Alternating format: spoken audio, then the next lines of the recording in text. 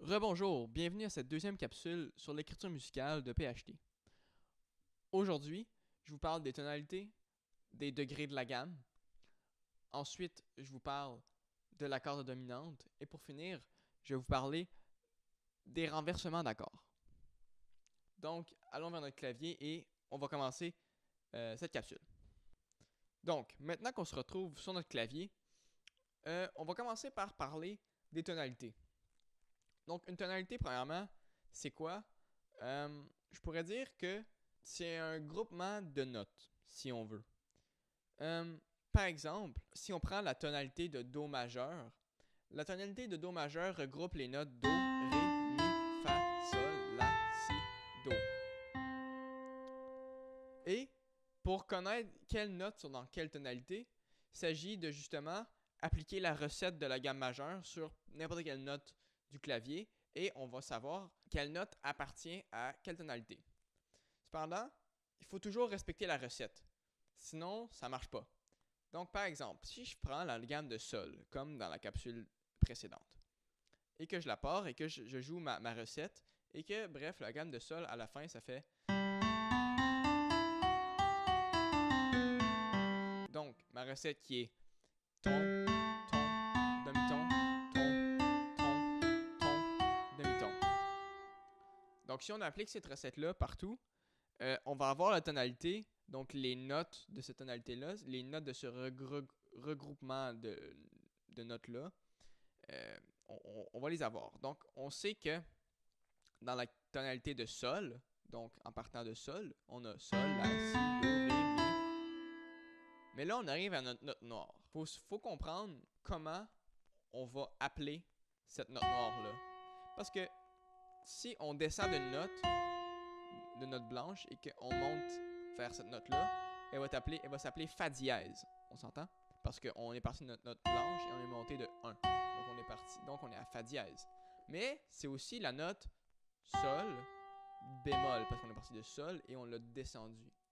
Donc comment savoir comment on doit appeler ces notes noires-là dans nos tonalités? Dans notre tonalité de Sol, je vous dis la réponse tout de suite, c'est Fa dièse.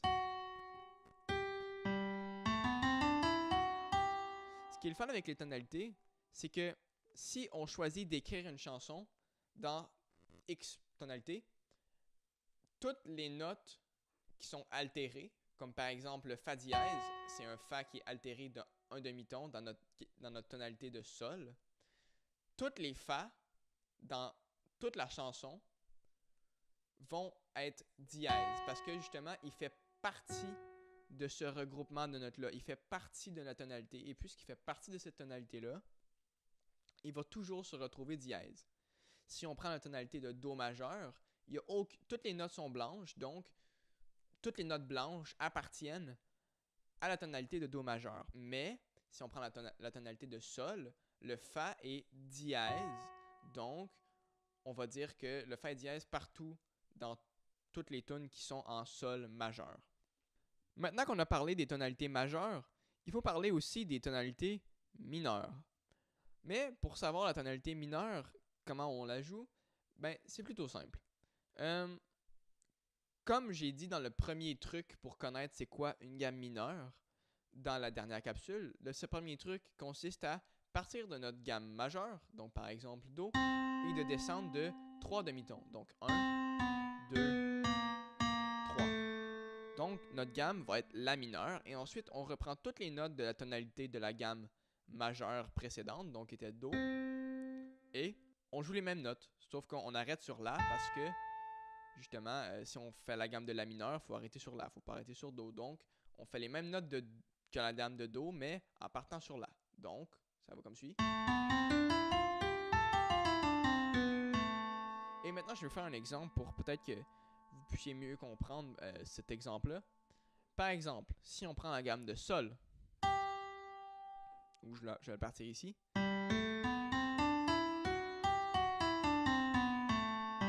donc la gamme de sol a un fa dièse dans celle-ci. On l'a expliqué plus tôt, la gamme de sol, puisque c'est la tonalité de sol, toutes les fa vont être dièse parce que ce fa dièse-là fait partie de ce groupement de notes-là. Il en fait partie, il fait partie de la famille, donc il est toujours là.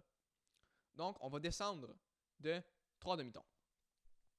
Sol, fa dièse, fa dièse, fa, fa, mi. Donc 1, 2, 3. Donc on sait que notre gamme mineure va être mi.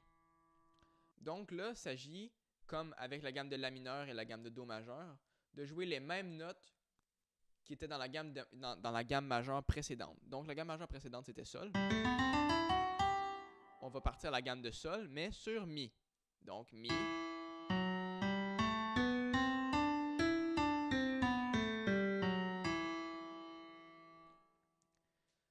Donc c'est comme ça qu'on construit nos gammes mineures et c'est comme ça qu'on voit c'est quoi l'armature de la gamme mineure. L'armature, c'est justement les notes altérées qu'on va retrouver dans notre tonalité. Donc par exemple, la gamme de sol majeur va avoir un fa dièse à l'armature parce qu'on retrouve toujours fa dièse dans la gamme de sol majeur. Et la gamme de mi mineur, parce qu'on est descendu à partir de sol, les 3 demi-tons, va avoir un fa dièse à l'armure. Tout comme sa gamme majeure. Là, ce que je suis en train de vous montrer là, le truc de descendre de 3 demi-tons, c'est aussi appelé une relative mineure. Si on a la gamme de sol et qu'on descend de 3 demi-tons, mi va être sa relative mineure. Donc, en d'autres termes, mi mineur est la même gamme que sol majeur, mais partie sur une autre note. C'est ça, relative. C'est comme sa petite sœur. Ils sont très pareils, mais ils partent sur une note différente. Donc, maintenant qu'on comprend la gamme mineure et la gamme majeure et leur tonalité, on va aller plus loin et on va se dire que chaque degré de la gamme, donc degré 1, degré 2, degré 3, degré 4, degré 5, ainsi de suite, 6, 7, va contenir un accord à lui. Donc le premier degré, par exemple, en do majeur, va commencer sur la gamme de do, parce que c'est le premier degré. Ensuite, on va jouer notre tierce majeure. Et ensuite, on va jouer notre quinte juste avec notre do. Et ensuite, on va les mettre ensemble, ça va faire do majeur. Là, je vais encore vous mettre un PDF dans la description pour justement que vous puissiez voir quel degré appartient à quel accord dans une tonalité. Dans une tonalité majeure, il faut dire. Parce que dans une tonalité mineure, les accords diffèrent. Mais ça pourra être une vidéo plus avancée sur les degrés de la gamme mineure. Parce que c'est un peu plus compliqué. Donc, notre premier degré dans une gamme majeure va être majeur. Notre deuxième degré va être mineur. Notre troisième degré va être mineur. Notre quatrième degré va être majeur. Notre cinquième degré va être majeur. Notre sixième degré va être mineur. Notre septième degré va être diminué. Et notre huitième degré, c'est aussi la même note que le premier degré, donc majeur aussi. Donc, je vous ai parlé du septième degré ici à la fin, qui était diminué. Donc, un accord diminué, en gros, c'est lorsqu'on empile seulement des tierces mineures ensemble. Donc, si on part de si, de la note si, qui appartient à notre tonalité de do majeur, on va aller jouer si, ensuite on va aller jouer ré. On va se constater que c'est une tierce mineure parce que ça fait 3 demi-tons. Et ensuite, on va aller jouer notre quinte juste, mais on va réaliser que notre quinte juste ne sera pas juste, ne fera pas 7 demi-tons, elle va en faire 6. Donc, on va les compter. 1, 2, 3, 4, 5, 6. Donc, cette quinte-là, qui d'habitude devrait faire une quinte juste avec 7 demi-tons, va en avoir 6. Donc, puisqu'on est passé de 7 à 6, on appelle ça une quinte diminuée, parce qu'on a diminué. Donc, notre accord du 7e degré, dans n'importe quelle tonalité majeure, va être un accord diminué, parce que justement, sa quinte à l'intérieur de cet accord-là est diminuée, parce qu'elle fait 6 demi-tons, et non 7, comme une quinte juste dans n'importe quel autre accord. Donc, ça va faire comme suit. Donc maintenant, je vais vous montrer un outil qui est quand même assez utile pour composer de la musique, qui est l'outil de la 7e de dominante. Donc premièrement, la dominante dans une gamme, dans une tonalité majeure, c'est le 5e degré. La dominante, on l'appelle, c'est le 5e degré. Donc, si on parle de notre gamme de Do majeur, on va aller chercher le 5e degré. Donc 1, 2, 3, 4, 5. On peut constater que puisque la tonalité de Do ne comporte aucune note altérée, toutes les notes sont blanches, lorsqu'on forme notre accord de 5e degré, c'est un accord majeur. En effet, je vous l'ai nommé plus tôt, le 5e degré est un accord majeur. C'est une tierce majeure ici, c'est une quinte juste ici, donc c'est un accord majeur. L'accord de 7e de dominante va venir créer plus de tension, plus d'instabilité. La notion d'instabilité dans la musique, c'est quand même assez important. Plus il y a de la tension, plus il y a de l'instabilité, plus la chanson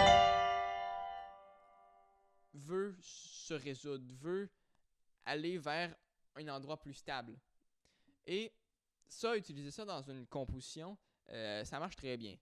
Donc, je vais vous jouer l'accord de majeur de Sol. Ensuite, je vais vous jouer l'accord 7e de Sol.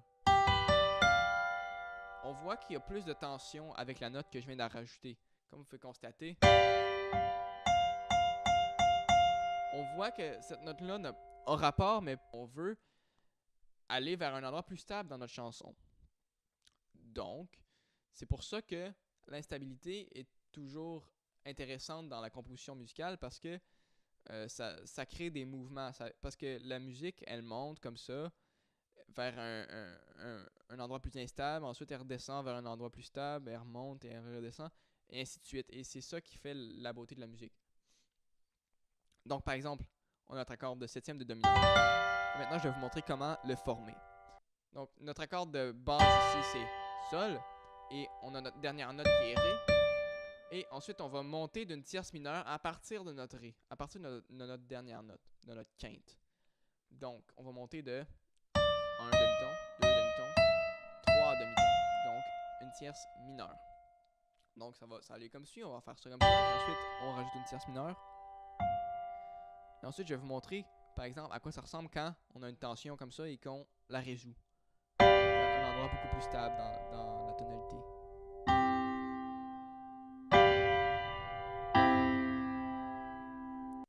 Donc, on voit qu'en faisant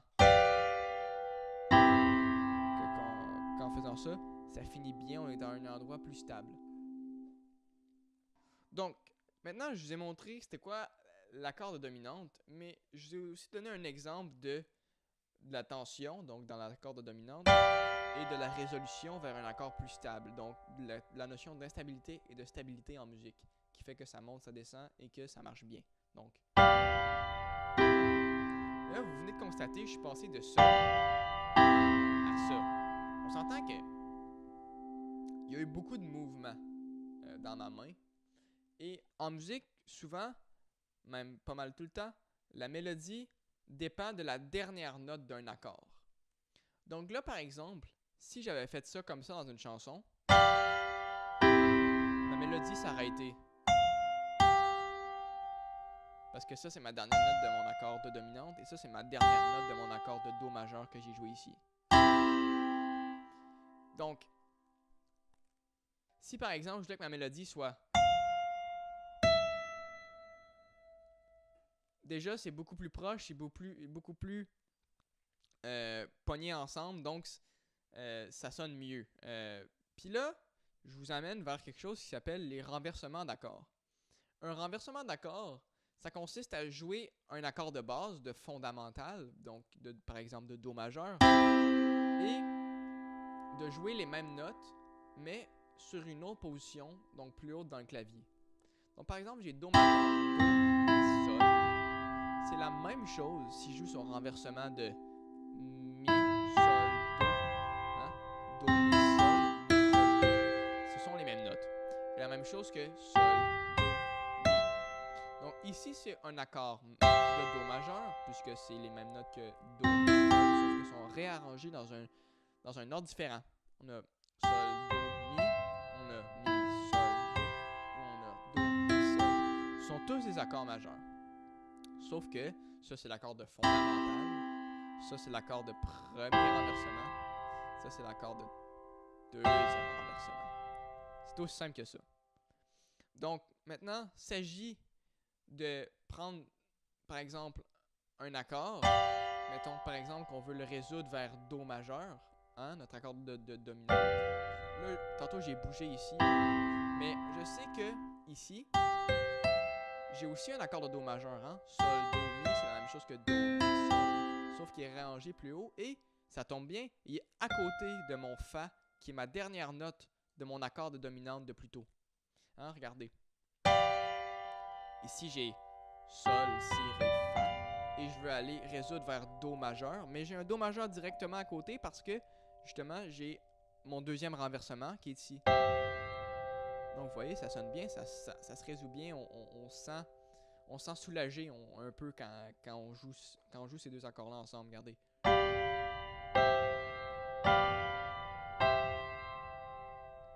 Et c'est la même chose pour les accords de dominante. Ils ont aussi des renversements. Par exemple, j'ai Sol, Si, Ré, Fa. C'est la même chose que Fa, Sol, Si, Ré. J'ai les mêmes notes, sont juste réorganisées d'une manière différente. Et ça fait en sorte que si, mettons, j'arrive dans une chanson et que ma mélodie est rendue là, et que je veux aller vers Do, ben j'ai un accord de Do juste à côté. Donc, merci d'avoir écouté cette deuxième capsule vidéo sur l'écriture musicale. Dans la prochaine capsule, je vais vous parler des motifs d'accords qui sont souvent vus dans la musique populaire d'aujourd'hui. Donc, on va retrouver des motifs d'accords que vous pourrez, par exemple, copier dans n'importe quelle tonalité que vous voulez. Et ensuite, ça pourra vous faire une petite chanson. Donc, c'est vraiment là, la prochaine capsule, que le fun va commencer. Là, on a passé la théorie. La prochaine capsule vous apprendra vraiment les motifs de base qu'on retrouve souvent. Donc, merci d'avoir écouté. Bonne journée.